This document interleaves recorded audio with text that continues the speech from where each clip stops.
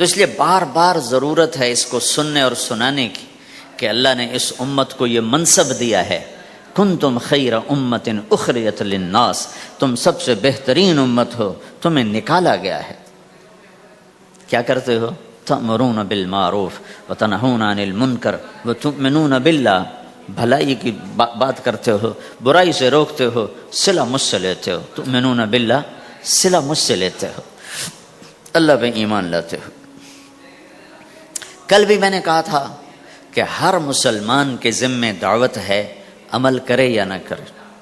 آج پھر اس کو دہرا رہا ہوں کہ عمل کرے یا نہ کرے، اوروں کو دعوت دینا ہر مسلمان کے ذمے ہے۔ اللہ تعالیٰ نے بنو اسرائیل کے بارے میں کہا میری تم پہ لعنت ہے، لعن الذین کفروا من بنی اسرائیل علی لسان داود و عیسیٰ ابن مریم، اے داود، اے عیسیٰ، ان پر لعنت بھیجو۔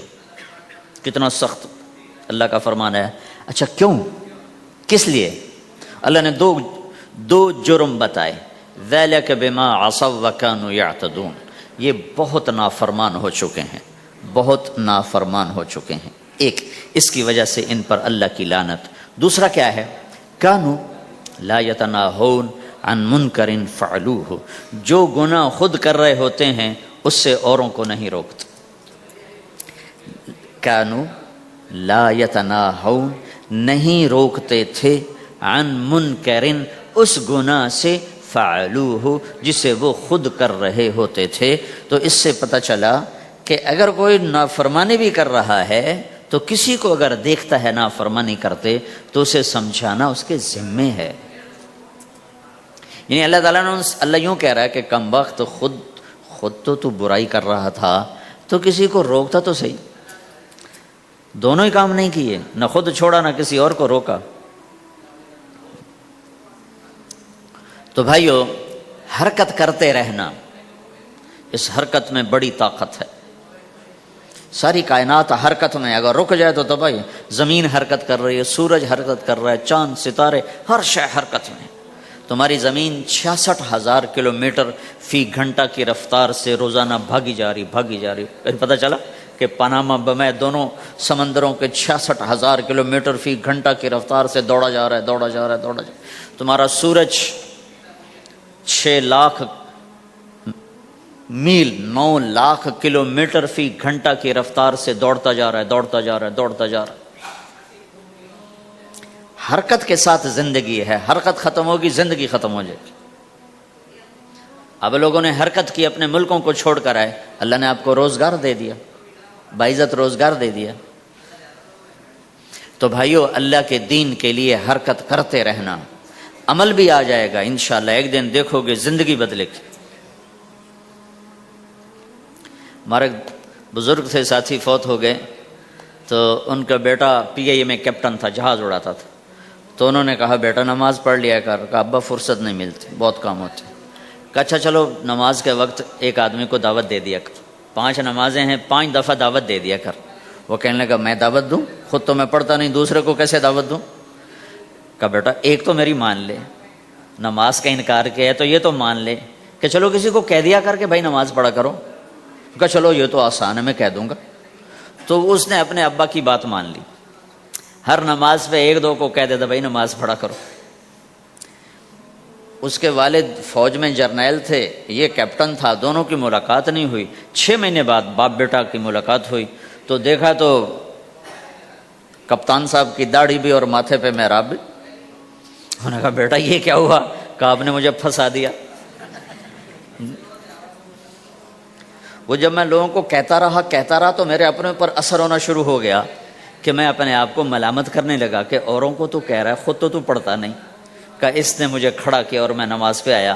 پھر ایک دن شیو کرنے لگا، شیشے میں کھڑا دیکھ رہا تھا تو میں نے کہا جب اللہ کو سجدہ کر رہا ہوں تو چہرے پہ نبی کی سنت بھی ہونی چاہیے۔ تو میں نے سیفٹی بھی پھینک دی، میں داڑھی بھی رکھ لی۔ تو تبلیغ کا کام کرتے رہنا، ہم فرشتے نہیں بن سکتے۔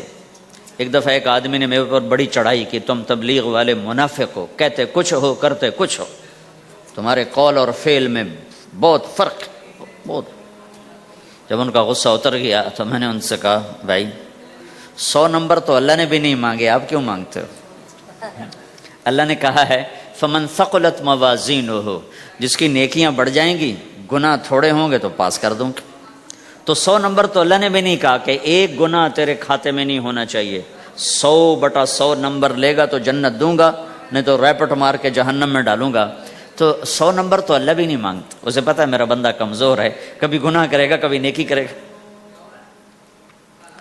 تو وہ کہتا ہے جس کے پاس 51 نیکیاں ہوئیں اور 50 گناہ ہوئے تولوں گا تو 51 جھک جائیں گے نا، 50 معاف۔ مثال دے رہا ہوں، ہمارے علاقے میں ایک ذمہ دار تھے، وہ ذکر بھی بہت کرتے تھے، گالیاں بھی بہت دیتے، ادھر سبحان اللہ تیرے فلانے، الحمدللہ کے ساتھ ایک پھکڑ تولتے تھے، ساری زندگی وہ ایسا ہی کرتے رہے۔ جب وہ فوت ہو گئے تو کسی نے ان کو دیکھا تو انہوں نے پوچھا کہ میاں صاحب آپ کے ساتھ کیا ہوا، آپ تو گالیاں بہت دیتے تھے، خود ہی انہیں پوچھ رہے آپ تو گالیاں بہت دیتے تھے تو آپ کے ساتھ کیا ہوا؟ کہ اللہ تعالیٰ نے میرے ذکر اور میری گالیوں کو تولا تو میرا ذکر بڑھ گیا تو میری بخشش ہو گئی۔ اللہ نے بھی کاؤنٹنگ رکھی ہے، پرفیکشن مانگی ہی نہیں۔ اگر اللہ پرفیکشن مانگتا تو پھر آپ کہتے تم کرتے کچھ ہو کہتے کچھ ہو، اگر میں کہتا صحیح ہوں تو ایک نیکی تو کر رہا ہوں اور کرتا نہیں ہوں تو ایک گناہ کر رہا ہوں، کیا پتا میرا رب میرے کہنے کے تو فعل میرے نہ کرنے کو معاف کر دے۔ بس ایک صورت میں ہے کام خطرناک کہ اگر میں اس کہنے سننے کو اپنی دنیا بنانے کا ذریعہ بنا لوں پھر خطرناک ہے۔ أَتَأْمُرُونَ النَّاسَ بِالْبِرِّ وَتَنْسَوْنَ أَنفُسَكُمْ وَأَنْتُمْ تُتْلُونَ الْكِتَابَ، وہ یہ آیت۔ لیکن اگر میرے اندر اخلاص ہے تو پھر میں انسان ہوں، کبھی اچھا کروں گا کبھی برا کروں گا، لیکن میرے ذمہ صدا لگانا ہے۔ تو بھائیو اس تبلیغ کے کام کو کرتے رہنا، اس سے ایمان بنتا ہے، ایمان سے دین وجود میں آتا ہے۔ دین کے 2 حصے ہیں، ایک عبادات ہے جس میں نماز سب سے اہم ہے، پھیری پہ ہو گھر پہ ہو نماز نہ چھوڑو۔ رمضان کے روزے ہیں، اللہ پھر رزق زیادہ دے دے، حج کرو، زکوٰۃ دو، لیکن عبادات بڑی محدود ہیں اور اس میں کثرت اللہ نے مطالبہ بھی نہیں کیا، بلکہ اللہ تعالیٰ نے اس میں اعتدال ہی کو پسند فرمایا ہے۔ اللہ تعالیٰ نے ہمارے نبی لمبی لمبی نمازیں پڑھتے تھے تو اللہ تعالیٰ نے روک دیا کہ ما انزلنا علیک القرآن لتشقی، میرے نبی میں نے تمہیں قرآن اس لیے نہیں دیا کہ تو لمبی لمبی نمازیں پڑھ کے تھکتا رہے، درمیانہ چل۔ اللہ کے نبی نے تبلیغ میں زیادہ زور دکھایا تو اللہ نے اس پر بھی کہا فلا تذهب نفسك عليهم حسرات، اتنا غم نہ کیا کر کے تو خود ہی ہلاک ہو جائے، نہیں ایسا نہ کر۔ تو عبادات محدود ہیں اور اس میں اعتدال مطلوب ہے۔ سارا دن مصلی پہ بیٹھنا یہ اللہ نہیں دیکھنا چاہتا، اللہ یہ دیکھنا چاہتا ہے کہ تو باہر جاتا کہ میں دیکھوں کہ اب تو کیا کرتا ہے۔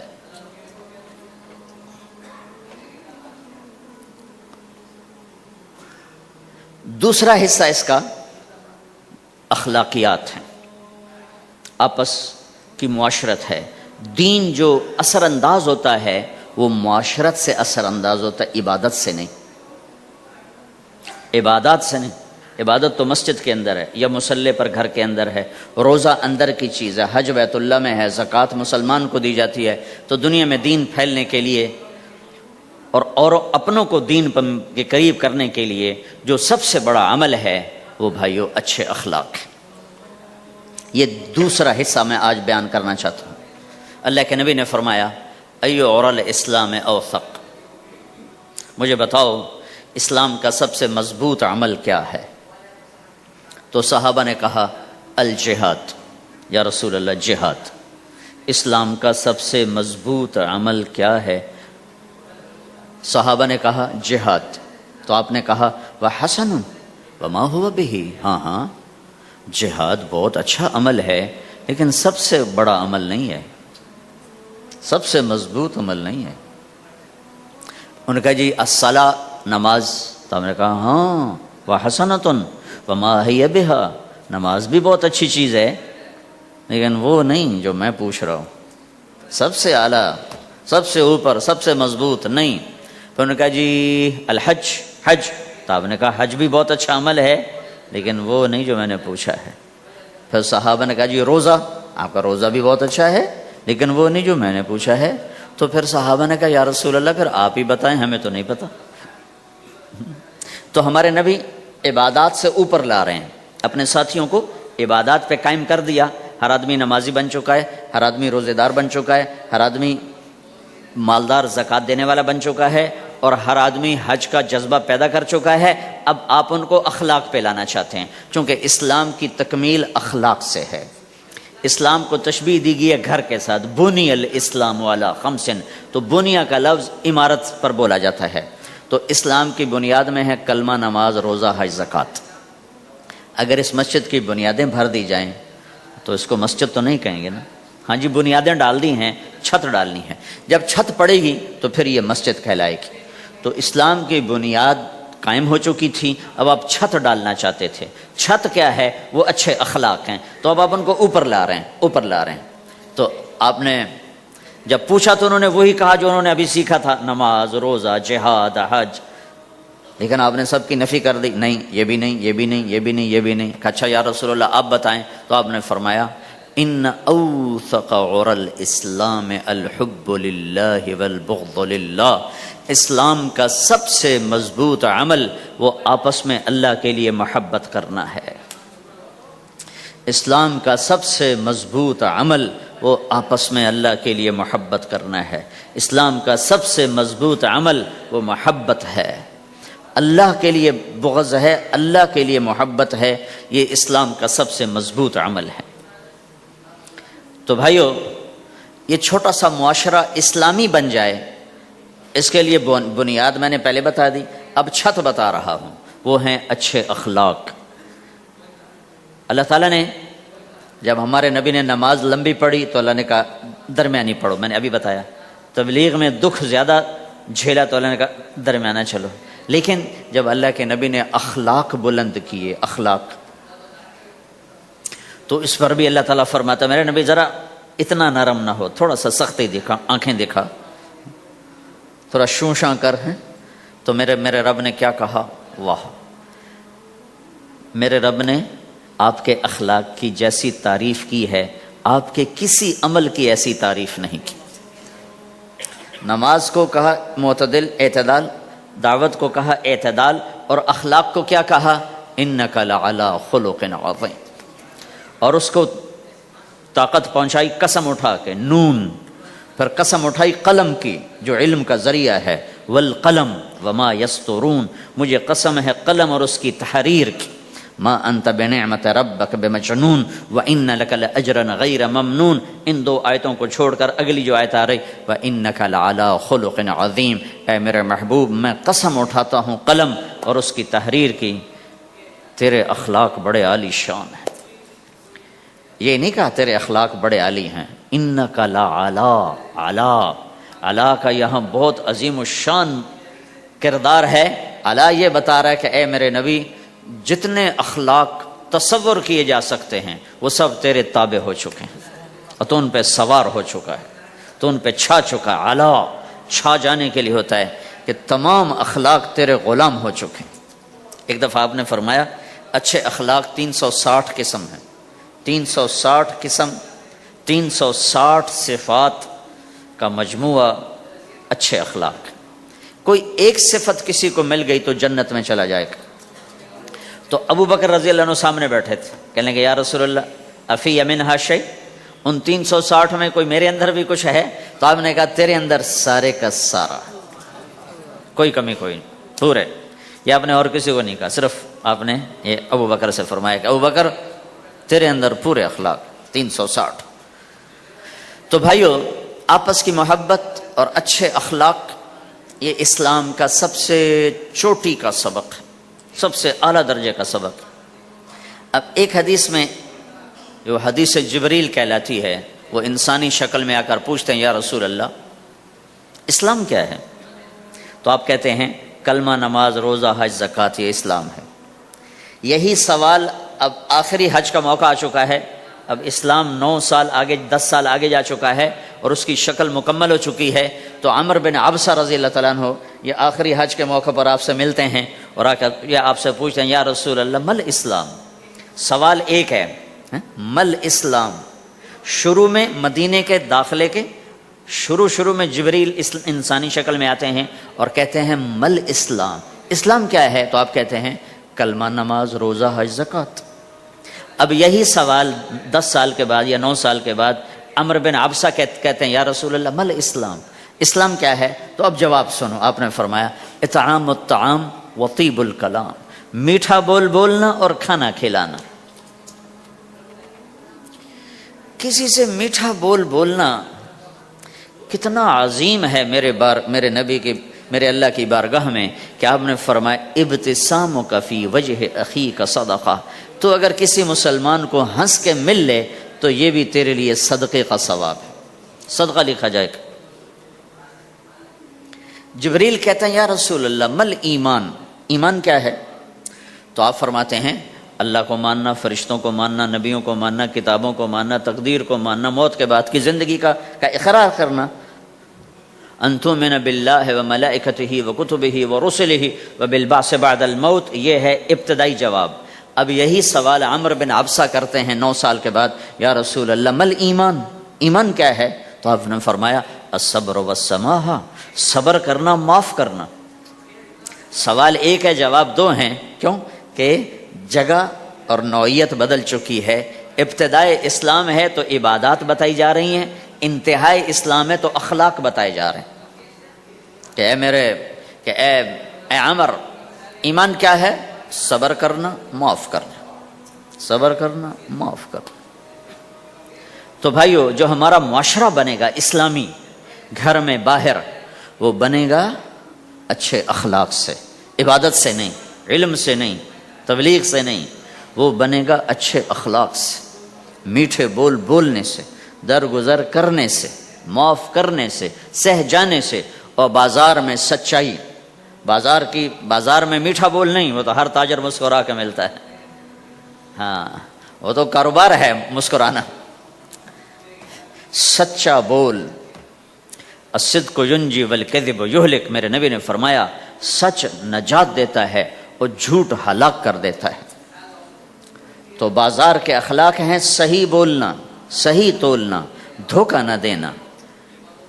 میرے نبی سے پوچھا گیا یا رسول اللہ مسلمان بزدل ہو سکتا ہے، ڈرپوک؟ آپ نے کہا ہو سکتا ہے۔ کہا یا رسول اللہ مسلمان بخیل ہو سکتا ہے، بخیل، کنجوس؟ آپ نے کہا ہو سکتا ہے۔ کہا یا رسول اللہ مسلمان جھوٹ بول سکتا ہے؟ آپ نے کہا جھوٹ نہیں بول سکتا۔ آپ نے فرمایا میں اپنے امت میں ہر عیب کی توقع رکھتا ہوں کہ میرا امتی ہر گناہ کر سکتا ہے لیکن 2 کام نہیں کر سکے گا اگر وہ میرا امتی ہے، ایک جھوٹ کبھی نہیں بولے گا، ایک دھوکہ کبھی نہیں دے گا۔ اور یہ دونوں کام ہمارے پورے عروج پر ہیں۔ تو مسلمان دھوکہ نہیں دیتا کسی کو، مسلمان جھوٹ نہیں بولتا۔ تو اللہ کے نبی نے یہ نہیں فرمایا جو نماز نہیں پڑھتا وہ مجھ سے نہیں ہے، میری امت میں سے نہیں، جو روزہ نہیں رکھتا میری امت میں سے نہیں ہے، زکوٰۃ نہیں دیتا میری امت میں سے، یہ نہیں کہا۔ آپ نے کہا من غش فلیس منا، جس نے کسی کو دھوکہ دیا وہ میری امت میں سے نہیں ہے، میری امت سے خارج۔ تو آپ کی تجارت پاناما میں ایسی تجارت ہو کہ وہ اسلام کا بولتا ثبوت بن جائے، آپ کی جاب ہے تو ایسی ہو کہ اسلام کی پورا انڈونیشیا جو مسلمان ہوا ہے، مسلمان تاجروں کی تجارت سے مسلمان ہو، ملائیشیا، انڈونیشیا، فلپائن، ان علاقوں میں جتنا اسلام پھیلا ہے یہ تاجروں کی محنت سے پھیلا ہے۔ کہاں کے تاجر؟ یمن کے عرب تاجر، ان کے عالی اخلاق، ان کا سچا بول، ان کا صحیح ترازو، اس نے لوگوں کے قلوب کو پھیر دیا کہ یہ پیسے کے غلام نہیں ہیں۔ تو ہماری تجارت اس لیے نہیں کہ ہم پیسہ بنائیں، ہماری تجارت اس لیے کہ ہم تجارت میں اللہ کے احکام زندہ کریں، جس میں سب سے بڑا حکم سچ بولنا ہے اور دھوکے سے بچنا ہے، اور غلط کاروبار سے، غلط کام سے بچنا ہے۔ صرف ہم پیسہ نہیں کماتے، ہم اللہ کا امر دیکھتے ہیں کہ اگر میرے اللہ کے حکم کے مطابق ہے تو ٹھیک، اگر اس کے مطابق ہم چھوڑ دیں تو بھائیو اپنی پہچان کرواؤ سچائی کے ساتھ، دیانت کے ساتھ، دھوکے سے بچتے ہوئے۔ ایک تاجر مجھے بڑے فخر سے بتا رہا، فیصل آباد کی بات، کہ جی میں صبح صبح قرآن پڑھ رہا تھا دکان پہ بیٹھا ہوا، کپڑے کا تاجر، تو ایک گاہک آ گیا، کہا جی آپ قرآن پڑھ رہے ہو، بھلے آدمی لگتے ہو، تو میں نے بیٹی کے جہیز کے لیے کپڑا خریدنا ہے، تو میں نے کہا آپ سے خرید لیتا ہوں، تو وہ پھر ہنس کے کہنا جی میں نے جی 16 روپے میٹر والا کپڑا 48 روپے میٹر میں بیچ دیا۔ میں نے کہا واہ بھائی واہ، قرآن کی قیمت بڑی تھوڑی لگائی تو۔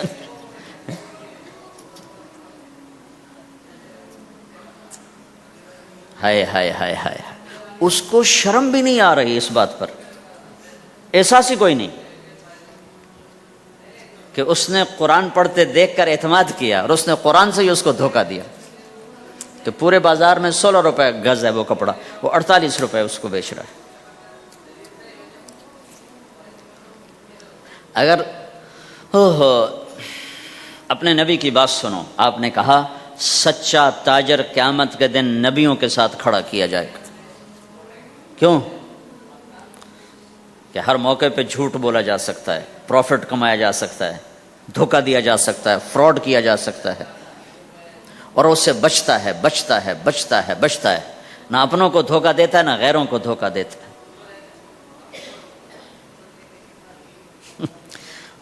جب انگریز کا دور تھا تو وہ ایک دلی میں ایک جیب کترا تھا، جیب کاٹنے والا، تو وہ یہ سکھایا کرتا تھا لڑکوں کو، پھر ان کو بھیجتا تھا، تو اس کا ایک چیلا شام کو صرف 2 روپے لے کر آیا، 2 روپے لے کر، تو اس نے کہا بے وقوف آج سارا دن کی کمائی 2 روپے؟ کہا استاد آج بہت بڑا مال مارا تھا، لیکن میں نے دیکھا تو وہ ایک گورا تھا، انگریز تھا، تو مجھے خیال آیا اگر قیامت کا دن عیسیٰ علیہ السلام نے میرے نبی کو گلہ دے دیا کہ تیرے امتی نے میرے امتی کی جیب کاٹی تھی، تو میں اپنے نبی کو کیا جواب دوں گا؟ تو میں نے جا کر اس کو واپس کر دیا، ابھی اپنے کے کھسکا کے لایا ہوں 2 روپے۔ تو پچھلے زمانے کے تو چور بھی ایسے خوددار ہوتے تھے، اب تو نمازی ایسے غیرت کہاں پھینک کے آ گئے ہیں، ماتھے پہ محراب ہوتا ہے اور دھوکے میں سب سے اول ہوتے۔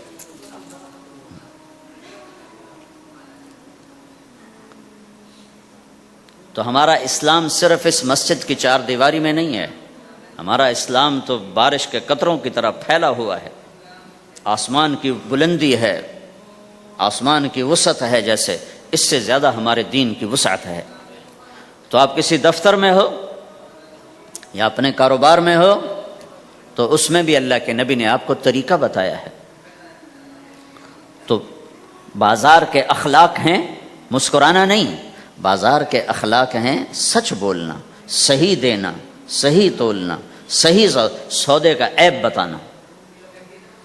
عبد الرحمن بن عوف رضی اللہ تعالیٰ عنہ کے بارے میں، وہ پہلے 10 صحابہ میں آتے ہیں، پہلے 10 صحابہ، آپ نے کہا ابو بکر جنتی، عمر جنتی، عثمان جنتی، علی جنتی، طلحہ جنتی، زبیر جنتی، سعد جنتی، عبد الرحمن جنتی، ابو عبیدہ جنتی، سعید بن زید جنتی، اس میں ایک عبد الرحمن۔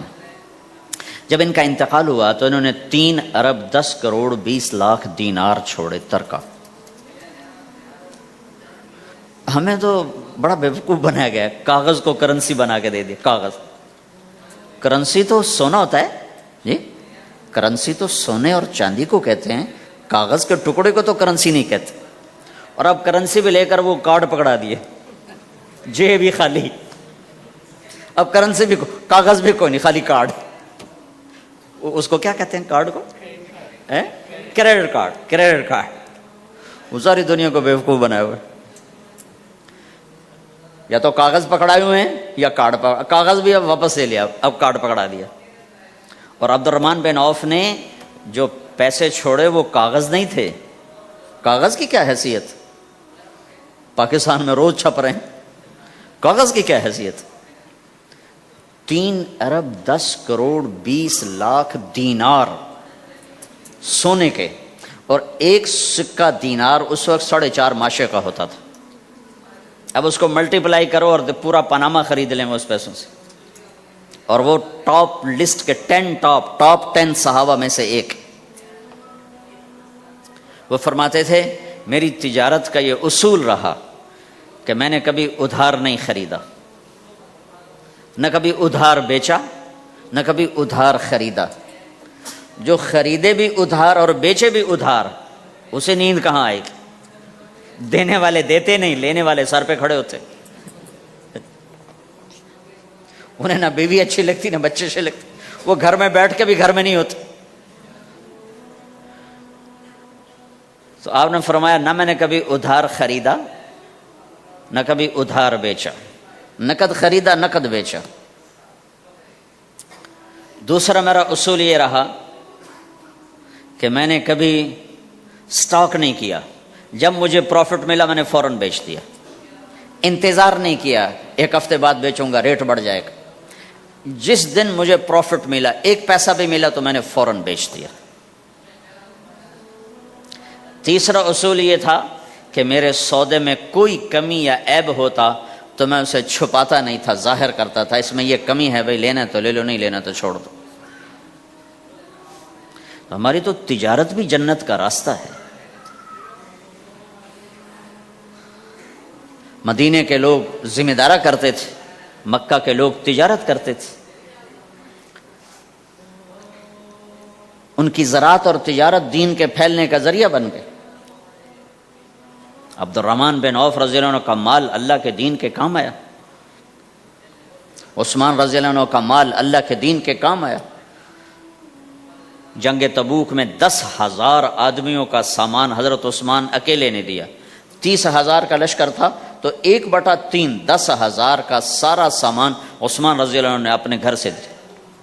اور وہ پیسے دینار لا کے پیش کیے نا تو اللہ کے نبی وہ دینار لے کر یوں کر رہے تھے، ایسے ایسے وہ کر رہے تھے ما علی عثمان اللہ یعمل بعد عثمان، آج کے بعد تو کچھ نہ کر، جنت واجب ہو گئی تیرے پہ.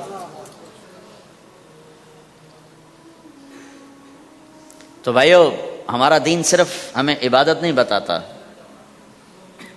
بازار کی زندگی بتاتا ہے کہ مسلمان بازار میں کیسے ہوتا ہے. کسی کے ہاں ملازم ہے تو اس کی نوکری کیسی ہوتی ہے، اس کی دیانت کیسی ہوتی ہے، اس کا بول کیسا ہوتا ہے. وہ پیسے پہ قربان نہیں ہوتا، وہ پیسے کو ایمان پہ قربان کرتا ہے. تو آپ کی تجارت بھی دین کے پھیلنے کا ذریعہ بنے گی. آہا، صرف نماز سے گناہ معاف نہیں ہوتے. مسلم شریف کی روایت ہے من امسا کالن بعمل یدہ امسا مغفورا لہ، جو صبح سے شام تک روزی کماتے کماتے حلال حلال حلال حلال، جھوٹ والی نہیں، کھوٹ والی نہیں، خیانت والی نہیں، حرام چیز نہیں. حرام چیز کا بیچنا بھی حرام ہے، خریدنا بھی حرام ہے، اس کا پروفٹ بھی حرام ہے. جس گھر میں حرام پیسہ جائے گا وہاں سکھ کبھی نہیں آئے گا. چیزیں آ جائیں گی، چین نکل جائے گا.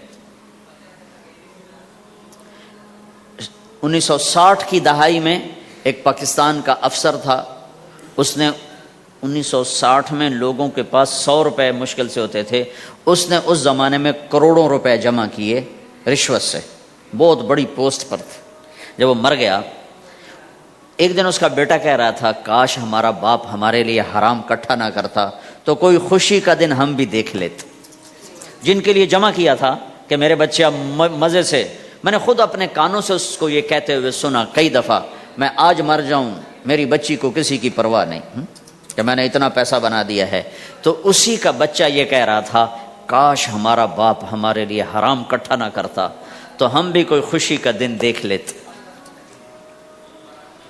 تو اللہ کے نبی نے فرمایا من امسا کالن بعمل یدہ امسا مغفور لہ، جو صبح سے شام تک حلال کمانے میں تھکتا ہے اور تھک کے واپس آتا ہے تو اس کے اس دن کے سارے گناہ اللہ معاف فرما دیتا. تو ہمارا بازار بھی دین ہے بھائی، پھر ہمارا گھر بھی دین ہے، گھر کی زندگی دین ہے. میرے نبی نے گھر کی زندگی سمجھائی. آپ اپنے گھر میں جھاڑو دے رہے ہیں، قاب قوسین کا ٹائٹل لے کر، مقام محمود کا ٹائٹل لے کر، ختم نبوت کا تاج سر پہ سجا کر، نبیوں کی سرداری کا صحرا باندھ کر آپ گھر میں جھاڑو دے رہے ہیں، اپنے کپڑے خود دھو رہے ہیں. 9 بیویاں ہیں، 9 اپنے کپڑے خود دھو رہے ہیں. کوئی پھٹ گیا ہے خود سی رہے ہیں، جوتا پھٹ گیا خود ٹھیک کر رہے ہیں. حضرت عائشہ رضی اللہ عنہ کو آٹا گوندنا نہیں آتا تھا، چھوٹی عمر تھی نا تو ان کو آٹا گوندھ کے دیتے تھے، جب تک ان کو آٹا گوندنا نہیں آیا ان کو آٹا گوندھ کے دیتے تھے۔ ہمیں تو گھر کی زندگی بھی سمجھائی گئی ہے، اور ہمیں بتایا گیا کہ تو اگر اپنی بیوی کے منہ میں لقمہ ڈالتا ہے تو یہ بھی تیرے لیے صدقہ ہے، سب سے بہترین صدقہ وہ ہے جو تم اپنے بچوں پر خرچ کرو۔ پھر دنیا دکھوں کا گھر ہے تو میں قربان جاؤں اپنے نبی پر، آگے آنے والے سارے زمانوں کو دیکھ کر بیان فرما گئے، بتا گئے، اور نے فرمایا مجھے بتاؤ جہاد میں خرچ کرنے سے بھی بہتر خرچ کون سا ہے؟ جہاد میں خرچ کرنا تو سب سے بہتر شمار ہوتا ہے۔ آپ نے کہا مجھے بتاؤ جہاد میں خرچ کرنے سے بھی بہتر کون سا خرچ ہے؟ تو صحابہ نے کہا جی ہم تو نہیں جانتے، ہم تو اسی کو سب سے بہتر جانتے ہیں۔ ہم نے کہا نہیں، اولاد کا ماں باپ پہ خرچ کرنا جہاد میں خرچ کرنے سے بھی بہتر ہے۔ یہ کیوں فرمایا؟ کہ آگے نظر آ رہا تھا کہ اولاد نافرمان نکلے گی، اگر اللہ چاہے تو اس کے یہ کہنے پر وہ پلاٹ مسجد کے نام ہو گیا، واپس نہیں لے سکتا۔ کہ جی مفتی صاحب ٹھیک ہے نا؟ کیوں کہ اگر اللہ چاہے، اگر اللہ چاہے، اور اللہ تو چاہتا ہے کہ تم اس کے نام پر دو، من ذا الذی یقرض اللہ قرضا حسنا، ٹھیک ہو گیا؟ یہ بات سمجھ میں آ گئی؟ اب ایک آدمی یوں کہتا ہے انشاءاللہ میری بیوی کو 3 طلاق، اگر اللہ چاہے تو میری بیوی کو 3 طلاق، تو علماء فرماتے ہیں یہ طلاق نہیں ہوگی۔ کیوں نہیں ہوگی؟ اس لیے کہ اس نے کہا ہے اگر اللہ چاہے تو میری بیوی کو 3 طلاق، اور اللہ چاہتا ہی نہیں کوئی اپنی بیوی کو طلاق دے، لہذا یہ طلاق نہیں ہوگی۔ ہزاروں دفعہ کہہ دے انشاءاللہ ساتھ لگا ہوا ہو، نہیں ہوگی،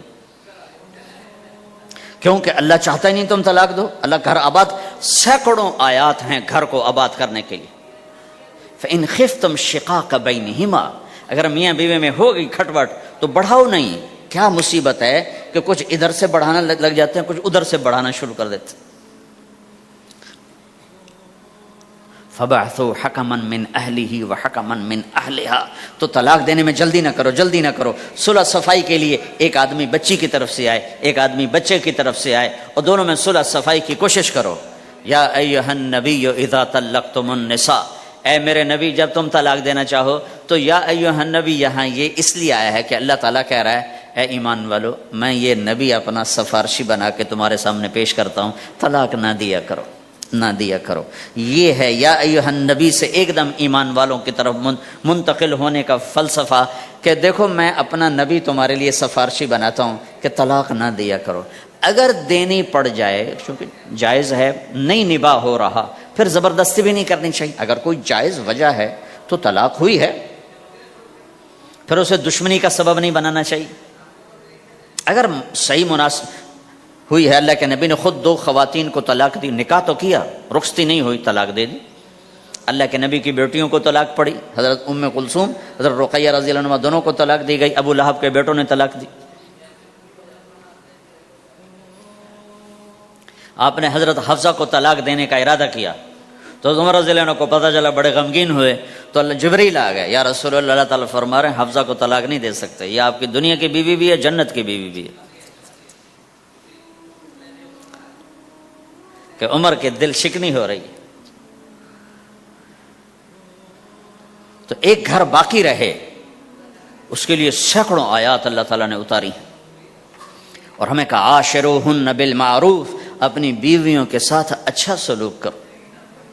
ہمیں خطاب، چونکہ مرد کسی کی بچی کو لے کے آتا ہے، لڑکا کسی کی بچی کو لے کے آتا ہے، اور وہ بچی ماں چھوڑتی، باپ چھوڑتی ہے، بھائی چھوڑتی ہے، بہنیں چھوڑتی ہے، سہیلیاں چھوڑتی ہے، سب کو چھوڑتی ہے، اور تیسرے دن اس کو تانے شروع ہو جاتے ہیں، اس کا تو دل ہی نہیں لگتا۔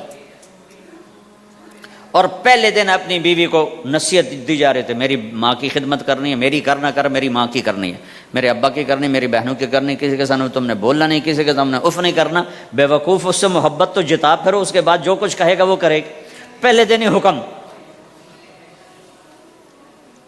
نہ تعلق بنا ہے، نہ محبت پیدا ہوئی ہے، اور نہ ابھی جوڑ بیٹھا ہے، اور پہلے دن حکم سنانے شروع کر دی۔ اس کے ذمہ نہ تیری ماں کی خدمت ہے، نہ تیرے باپ کی خدمت ہے، نہ تیری بہنوں کی خدمت، یہ ساری خدمت تو تیرے ذمہ ہے۔ ہمارا سسرال کا معاشرہ بڑا ظالم ہے، لاکھوں میں کوئی ایک گھر بچا ہوا تو الگ بات ہے، ورنہ میں تو دنیا پھری ہے، کیا دنیا دار کیا دیندار، سب ظلم ہی ظلم ہے۔ اتنی نیک عورتیں تہجد گزار مصلی سے اٹھتی نہیں، تسبیح ہاتھ میں ہے، لیکن جب وہ ساس بنتی ہیں تو ایسا ظلم ان کے اندر سے نکلتا ہے کہ کانپ اٹھتے ہیں در و دیوار۔ جب عورت ماں ہوتی ہے تو اس کے روئیں روئیں سے محبت کے چشمے پھوٹتے ہیں، وہی عورت جب ساس بنتی ہے تو ایک دم ظلم کی تصویر بن جاتی، اسے اپنی بہو میں کوئی خوبی نظر ہی نہیں آتی، عیب ہی عیب نظر آتے ہیں، اپنے بیٹے کو بھڑکاتی رہتی، یہ کرتی ہے۔ اور ویسے بیوقوف ہیں، کوئی ماں کی وجہ سے بیویوں کو تباہ کر دیتے ہیں، کوئی بیویوں کی وجہ سے ماؤں کو تباہ کر دیتے ہیں، یہ دونوں ظلم ہیں۔ ماں کی وجہ سے بیوی پہ زیادتی نہ کرو، بیوی کی وجہ سے ماں پہ زیادتی نہ کرو، بیوی کا اپنا مقام ہے، ماں باپ کا اپنا مقام ہے، بہنوں کا اپنا مقام ہے۔ 100% شکایات جھوٹی ہوتی ہیں، سب جھوٹ ہوتا ہے۔ اس لیے میرے رب نے دستور بتایا، ان جاءکم فاسق بنبأ فتبینوا، جب کسی کی خبر سنو، کوئی کمی کوتاہی سنو، اول تو سنو نہیں، اگر سننی پڑ جائے تو تحقیق کر لو، تحقیق کر لو۔ قاضی ایاس کے پاس آیا ایک شخص آیا روتا ہوا، ہائے مر گیا، ہائے مر گیا۔ تو ان کے ساتھ ایک آدمی بیٹھے تھے، کہنے لگے حضرت اس کا قضیہ جلدی سے سن لیں، بیچارہ بڑا مظلوم لگتا ہے۔ کہنے لگے چپ کر، یوسف علیہ السلام کے بھائی بھی رات کو روتے ہوئے باپ کے پاس آئے تھے، ہر رونے والا مظلوم نہیں ہوتا، ہر رونے والا مظلوم نہیں ہوتا۔ اپنے گھروں کی فضا بناؤ، کمی سنو ہی نہیں۔ تمہاری بیوی ماں کی کمی بتانے لگے، کہنا مجھے نہ بتاؤ تیری بڑی مہربانی۔ تمہاری ماں تمہاری بیوی کی کمی بتانے لگے، کہ اماں مجھے نہ بتا تیری بڑی مہربانی۔ گھر کی فضا ایسی بناؤ کہ کسی کی کمی کا تذکرہ نہ ہو، تو اللہ کی قسم تمہارا گھر جنت کا نمونہ بن جائے گا۔ یہ معاشرت کا دین بتا رہا ہوں، معاشرت کا دین۔ اپنی بیوی کی خوبیوں کی تعریف کرو، کمیوں پہ پردہ ڈالو۔ بیویوں کے ذمہ ہے خامد کی خوبیوں کی تعریف کریں، انسان حوصلہ افزائی کا محتاج ہوتا ہے۔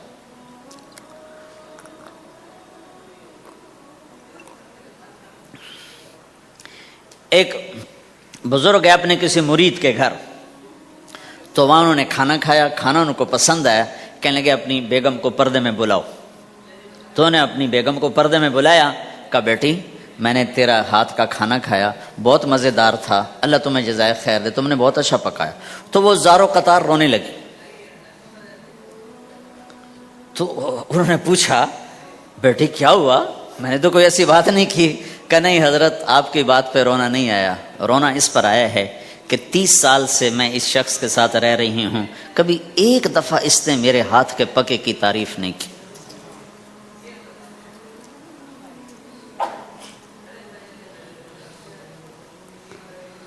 آپ گھر میں تشریف لائے، آپ نے پوچھا کوئی کھانے کو کچھ ہے؟ ام سلمہ رضی اللہ عنہ کا گھر، کہا یا رسول اللہ آج تو کچھ نہیں، سرکہ ہے۔ کہا واہ واہ واہ واہ، نعم الادام الخل، سرکہ تو بہت اچھا سالن ہے۔ سبحان اللہ، کیسے دلجوئی فرمائی اپنی بیگم کی، سرکہ تو بہت اچھا سالن ہے۔ یا تو نے نمک کم ڈال دیا، تو نے مرچی زیادہ کر دی۔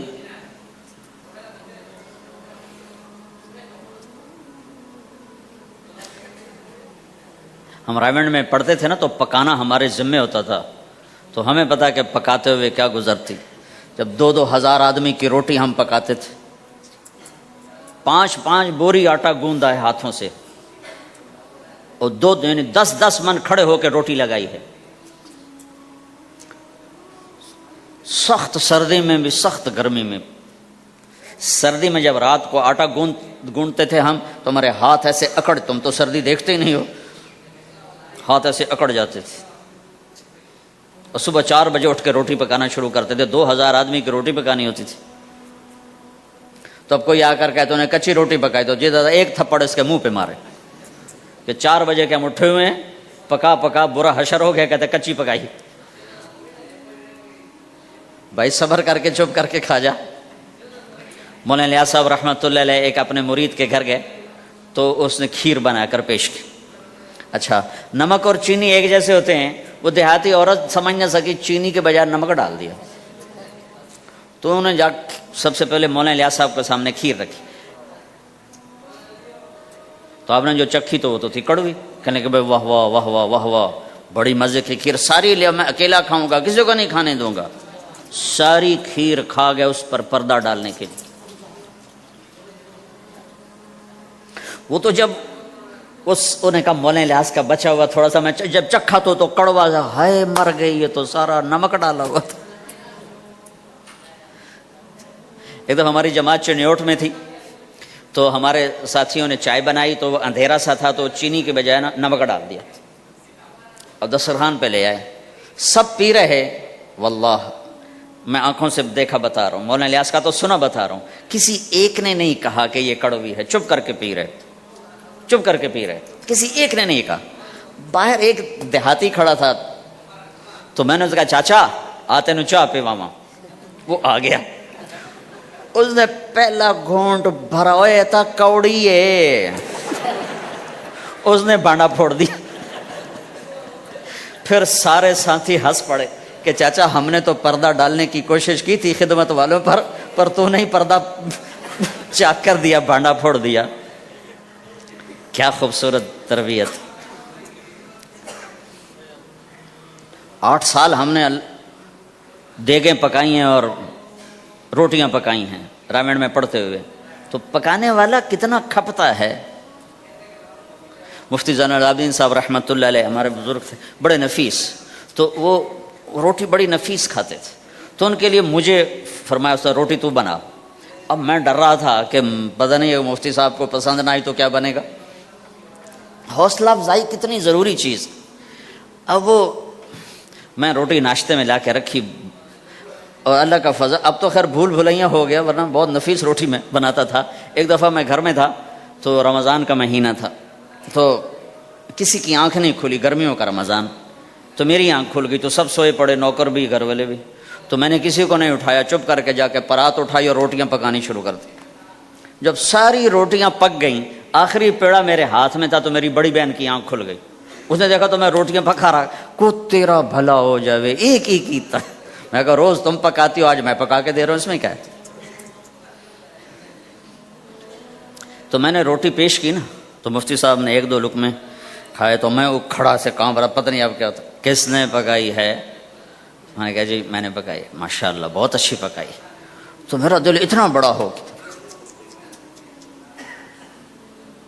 حوصلہ افزائی کرنا, برائیوں کو.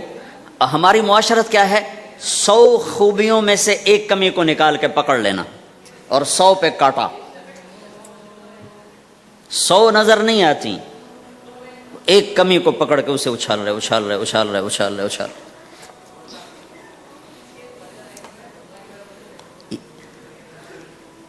یہ گھر کا دین ہے, گھر کا دین ہے, یہ گھر کی معاشرت ہے کہ ایک دوسرے کی حوصلہ افزائی ہو, اس سے دل بڑھتا ہے, دل بڑا ہوتا ہے. حضرت عائشہ رضی اللہ عنہ چھوٹی عمر کی ہیں, تو آپ جہاد سے واپس آ رہے ہیں, جہاد سے. تو آپ نے صحابہ سے کہا آگے چلے جاؤ. سارے سب آگے چلے گئے اور نظروں سے غائب ہو گئے. تو اب خود اللہ کے نبی کہہ رہے ہیں عائشہ میرے ساتھ دوڑ لگاؤ گی, دوڑ لگائیں. تو حضرت عائشہ نے کہا لگاؤں گی. سبحان اللہ, سارے عالم کا ہادی تمہیں گھر کی زندگی بتا رہا ہے کہ گھر میں زندگی کیسی ہوتی. یہ مولوی صاحب چاہتے ہیں فتوے سے گھر چلاؤں, فتوے سے تھوڑا ہی چلتا ہے, وہ تو محبت سے چلتا ہے. تو فرمانا کہ ہم نے دوڑ لگائی تو میں آگے نکل گئی, اللہ کے نبی پیچھے رہ گئے. پھر کچھ عرصہ گزرا تو آپ ایک جہاز سے واپس آ رہے تھے, آپ نے صحابہ سے کہا تم سب آگے چلے جاؤ. سب آگے چلے گئے, نظروں سے اوجھل ہو گئے, غائب ہو گئے. تو پھر آپ نے کہا عائشہ دوڑ لگاؤ گی؟ کہا جی لگاؤں گی. پھر ہم نے دوڑ لگائی. تو فرمانے لگے ان دنوں میں ذرا موٹی ہو گئی تھی, تو اللہ کے نبی مجھ سے آگے نکل گئے. تو آپ نے کہا ہذہ بتلک, کہ اب تیرا میرا حساب برابر ہو گیا, پہلے تو جیت گئی تھی, آج میں جیت گیا. حضرت عائشہ رضی اللہ تعالیٰ عنہ کو لقمے بنا کے کھلاتے تھے. بڑی بڑی بوٹیاں کھانے کا رواج تھا عربوں میں, بڑی بڑی بوٹیاں بناتے تھے, چھوٹی چھوٹی بوٹی نہیں ہوتی تھی. تو حضرت عائشہ رضی اللہ عنہا نے مثلا بوٹی اٹھائی، کبھی کبھی گھر میں مہینے میں ایک آدھ دفعہ گوشت بنتا تھا، تو آپ بوٹی اٹھا کر ایسے کھاتی نوچتی، تو ساری تو ایک دم کھائی نہیں جاتی تو رکھ دیتی تھیں، تو اللہ کے نبی وہی بوٹی اٹھاتے تھے اور حضرت عائشہ کو دکھا کر جہاں سے انہوں نے کھایا ہوتا تھا وہاں سے کھاتے تھے ایسے. پھر عائشہ رضی اللہ عنہا پانی کا پیالہ اٹھاتی اور پیتی، وہ پہلے بھی بڑے ہوتے تھے، ایسے چھوٹے گلاس نہیں ہوتے تھے، تو وہ پیتی تو جب رکھ دیتی تو اللہ کے نبی پیالہ اٹھاتے، جہاں اما عائشہ کے ہونٹ لگے ہوتے تھے وہاں ہونٹ لگا کے پانی دکھا کے یہ کرتے تھے. یہ بتا رہے ہیں اظہار محبت رشتوں میں بہت ضروری ہے، اظہار ضروری. بھائی کو بتاؤ میں تیرا بھائی ہوں، اس کے سامنے اظہار محبت ضروری ہے. بیوی سے اظہار محبت ضروری ہے، بیوی کا خاوند سے اظہار ضروری ہے، ماں باپ سے اظہار ضروری ہے. یہ سارے وہ رشتے ہیں جن کو میرے نبی نے قرآن سنو ماں باپ کے لیے وَخْفِضْ لَهُمَا جَنَاحَ الذُّلِّ مِنَ الرَّحْمَةِ وَقُلْ رَبِّ ارْحَمْهُمَا كَمَا رَبَّيَانِي صَغِيرًا. ہاں ماں باپ کے لیے اپنے پر پھیلا دو، پر بچھا دو. کیوں بھائی؟ انسان کے پر ہوتے ہیں یا بازو ہوتے ہیں؟ کیوں جی بولو بھائی؟ باجو، تمہاری گجراتی میں بولو نا، باجو باجو ہوتے ہیں نا، پر تو نہیں ہوتے نا. لیکن اللہ کہہ رہا پر بچھا دو، اپنے ماں باپ کے لیے پر بچھا دو. پر بچھانے کا کیا مطلب؟ میں بتایا کرتا ہوں کہ اس آیت کو کسی تفسیر سے میں نہیں سمجھا، نہ کوئی تفسیر والا یہ تفسیر کی طرف جائے گا. یہ جب میرا کالج کا ایک دور ہے، ایک تبلیغ کا دور ہے. کالج دور میں جب ہمارے گاؤں کے قریب دریائے راوی ہے، اس کے کنارے جنگل تھا بہت بڑا، اس میں ہم شکار کھیلنے جاتے تھے. ایک ایک ہفتہ جنگل میں پڑے رہتے تھے، تو ساتھ کھانے کا سامان، ساتھ سارے حشم خدم، اور ایک ایک ہفتہ ہم شکار کرتے. تو وہ تیتر کو لگتا تھا نا چھرا، وہ چھرے لگتے تھے تو گرتا تھا، تو یوں اس کے پر یوں ہو جاتے تھے. میرے آنکھوں کے سامنے وہ تیتر نظر آ رہے ہیں، وہ یوں ایسے کرتے تھے اور یوں گردن ٹیڑھی ہوتی تھی. اور اس کا مطلب یہ ہوتا تھا کہ اب میں تیرے بس میں ہوں، ذبح کر یا چھوڑ دے، میرا بس ختم ہو چکا. تو آئے ہائے ہائے قربان جاؤں قرآن کی خوبصورتی پر. میرا رب کہتا ہے اپنے پروں کو بچھا دے ماں باپ کے آگے، جیسے زخمی پرندہ تیرے آگے بچھ جاتا ہے کہ ذبح کر دو صاحب، بھون کے کھا یا کباب بنا کے کھا، اب تیرے حوالے ہوں. ایسے ہی ماں باپ کے آگے یوں ہو جا. کیا خوبصورت تعبیر کی ہے.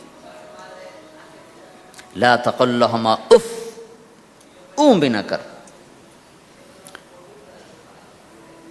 آپ نے فرمایا کاش میرے والدین ہوتے. تمنا کی. 2 مہینے کے تھے ماں کے پیٹ میں تو باپ کا انتقال ہو گیا، یا اور نہیں تو میری ماں تو ہوتی، میری ماں تو ہوتی. اور میں عشاء کی نماز کے مصلی پہ کھڑا ہوتا اور میں سورۃ فاتحہ شروع کر چکا ہوتا، اور ادھر سے میری ماں کہتی محمد، تو میں ماں کے لیے نماز توڑ دیتا. میں کہتا لبیک یا اماں. حج کا سفر ہے، 63 سال عمر ہے، ماں کو فوت ہوئے 57 سال گزر چکے ہیں. آپ حاجیوں کے ساتھ ابوا سے گزرتے ہیں، 10 میل آگے بستی ہے، پہلے قبر آ جاتی ہے. آپ نے احرام باندھا ہوا ہے، سر ننگا ہے، اپریل کا مہینہ ہے، ماں کی قبر سے گزرے. 57 سال میں آدمی کیا کچھ نہیں بھول جاتا، لیکن میرے نبی کے دل کا زخم اسی طرح بھرا نہیں ہے، اسی طرح تازہ ہے. آپ اونٹنی سے اتر گئے اور ماں کی قبر کے سرانے آ کے یوں بیٹھے، گھٹنے اٹھائے اور ہاتھ یہاں رکھے اور سر دیا گھٹنوں میں ایسے، اور یوں سر نیچے کر کے جو روئے ہیں جیسے چھوٹے بچے روتے ہیں. آپ نے دیکھا چھوٹے بچے گھروں میں ایسے روتے ہیں، ایسے. ہم بھی بہت روئے اس طرح منہ گھٹنوں میں دے کر. تو میرے نبی گھٹنوں میں منہ دے کر جوں روئے جوں روئے جوں روئے، کئی گھنٹے روتے رہے. سن 2000 میں حضرت آمنہ کی قبر کی زیارت کے لیے پہنچا. ڈھونڈتے ڈھونڈتے اللہ نے پہنچایا، ایک رہبر کو ساتھ لیا. وہ پہاڑوں کے اندر وہ قبر ہے، تو اندر ہمیں لے گیا. راستہ کوئی نہیں تھا، جس کو پتہ ہو وہ پہنچا سکتا ہے، ویسے کوئی نہیں جا سکتا. ہو کالے پہاڑ، چھوٹے چھوٹے کانٹے دار جھاڑیاں، ایک پہاڑی ہوگی اتنی اونچی جتنی آپ کی چھت ہے، اس کے اوپر باقی پہاڑ تو ایسے تھے نوک نکلی ہوئی، وہ اوپر فلیٹ تھا کوئی 10 بائی 10 تقریباً. وہاں میرے نبی کی ماں آرام کر رہی تھی. تو میں نے چاروں طرف دیکھا تو 2000 یعنی صرف 12 سال پہلے جنگل ویرانہ وحشت، 1400 سال پہلے یہاں کیا ہوگا. میں اللہ کی بے نیازی سے کانپ رہا تھا کہ میرے رب جس کی خاطر تو نے کائنات بنائی، یہاں اس جنگل میں اس پہ اتنا امتحان ڈالا، وہ بھی 6 سال کی عمر میں. باپ دیکھا نہیں، بہن کوئی نہیں، بھائی کوئی نہیں، خالہ کوئی نہیں، کوئی ساتھی کوئی نہیں. 3 دن بعد یہ موت آتی تو مکے میں آتی تو کئی سینے سے لگاتے. 3 دن پہلے یہ موت آتی تو مدینے میں آتی، کئی سینے سے لگاتے. مدینے سے بھی نکالا اور مکے سے بھی دور کیا، اور جنگل کے اندر صرف 25 سال کی عمر میں اما آمنہ رضی اللہ تعالیٰ عنہا پہ موت نے وار کیا.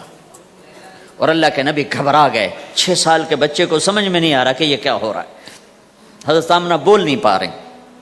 مجھے لگتا ہے غالباً ہارٹ اٹیک ہوا ہوگا. 3 افراد، والدہ، خادمہ ام ایمن اور میرے نبی. اور حضرت آمنہ یوں تڑپ رہی تھی، ایسے پہلو بدل رہی تھی، تڑپ رہی تھی، اور آپ سہمے ہوئے بیٹھے تھے اور سمجھ میں نہیں آ رہا تھا ہوا کیا ہے.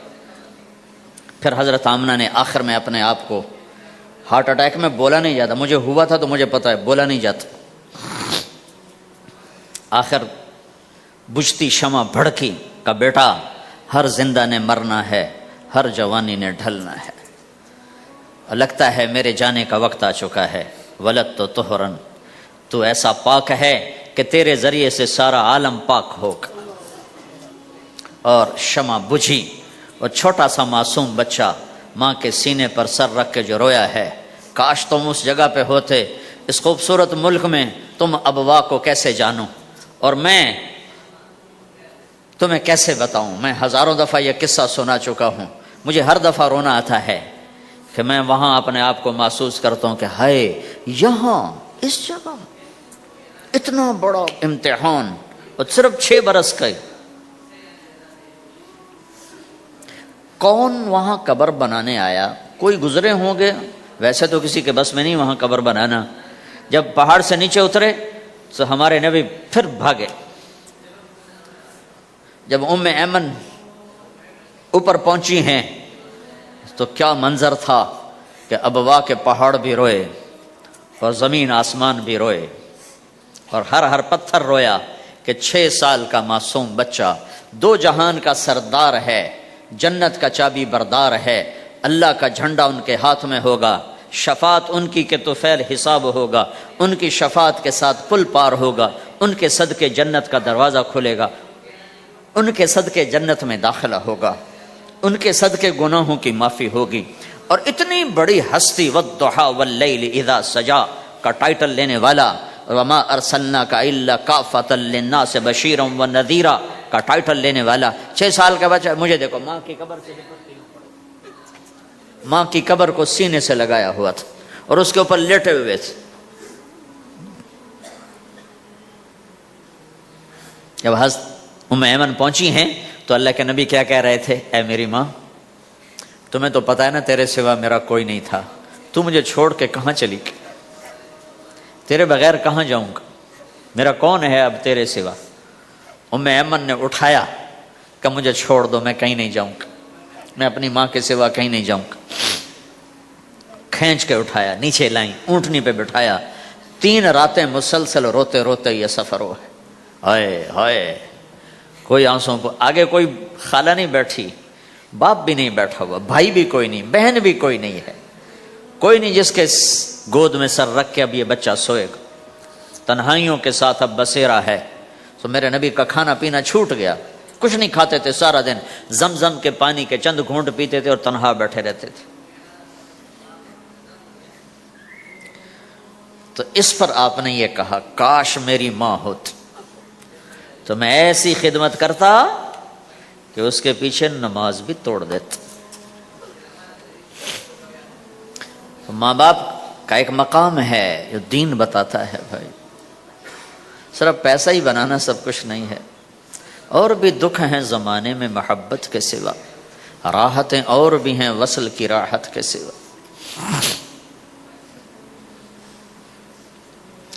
ماں باپ کا ایک مقام ہے، ان کو مقام دو، لیکن ماں کی وجہ سے بیوی پہ ظلم نہ کرو،